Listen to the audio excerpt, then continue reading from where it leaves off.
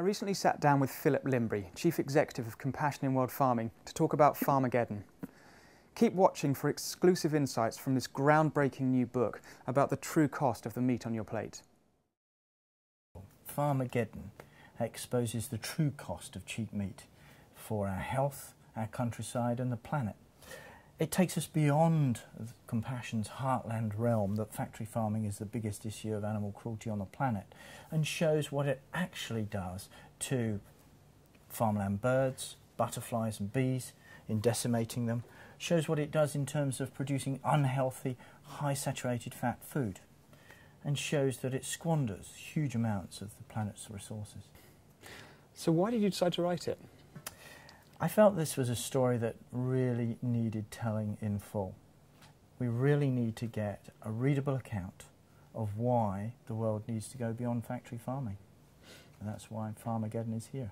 Writing about food is obviously quite fashionable these days. You've got global bestsellers like Eating Animals and The Omnivore's Dilemma. What's new about Farmageddon? Farmageddon places factory farming at the centre of the problem of our food system. And why is that important? Because we all eat food, and actually the food policy, the future of our food, sits at the crossroads of so many social issues, your environment, health and so on. So I believe that addressing the problem of industrial agriculture really is important for governments and for society. Now that you've seen how our food shouldn't be produced around the world, how should it be produced? What's the answer? It should be produced on the land. I think it's. I think that when so much of the land surface is pasture, that we should be using that rather than putting animals into factory farms and using precious arable land to grow their feed in a very wasteful system. We should be getting pigs, chickens and cows back into fields and on pasture lands where they can be adding to the global food basket rather than taking away. You see, what's not often realised is that factory farmed animals depend on grain, be it soya or cereals grown often on continents far away.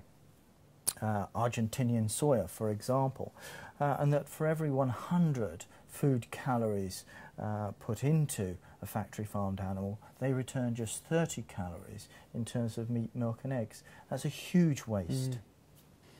What's one of the biggest policy changes that governments could make to really avert Farmageddon? Well, what we want to see is governments getting behind extensive land-based farming. You know, for so long over the last half a century, governments have been encouraging intensive farming, using taxpayers' money to do that, using the regulatory system. What we're saying is that, you know, enough's enough. We can see that this is not only a cruel and wasteful system, but one which is producing unhealthy, fat-laden food. So why not use government regulation? Why not use subsidy money to encourage better farming that provides healthier food and protects the countryside too? What would you say to the people who claim that factory farming is a necessary evil to feed the world? Well, some people try to portray factory farming as a miracle. I rather see it as a mirage. It squanders food rather than makes it. Industrially fed livestock consume 4 billion people's worth of cereals and soya. And you know, it just seems a travesty when those same animals could be eating a lot less people food if they were kept on the land. Cows eating grass, for example, things which people can't eat, and turning them into things which people can eat, meat and milk. Instead of squandering all of that soya, cereals, and we haven't touched on it yet, but fish meal as well from the Pacific seas, for example, then we could be feeding people a lot better. We should start from the realisation that the current food system already produces enough food for between 11 and 14 billion people.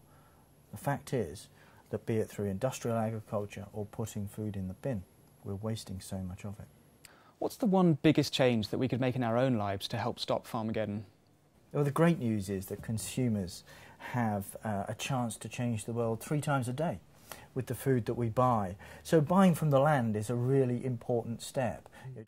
The thing to concentrate on is making sure that your food has been humanely reared and sustainably. In other words, coming from animals that have been given a decent life on the land, such as free range, organic, pasture fed. Mm-hmm.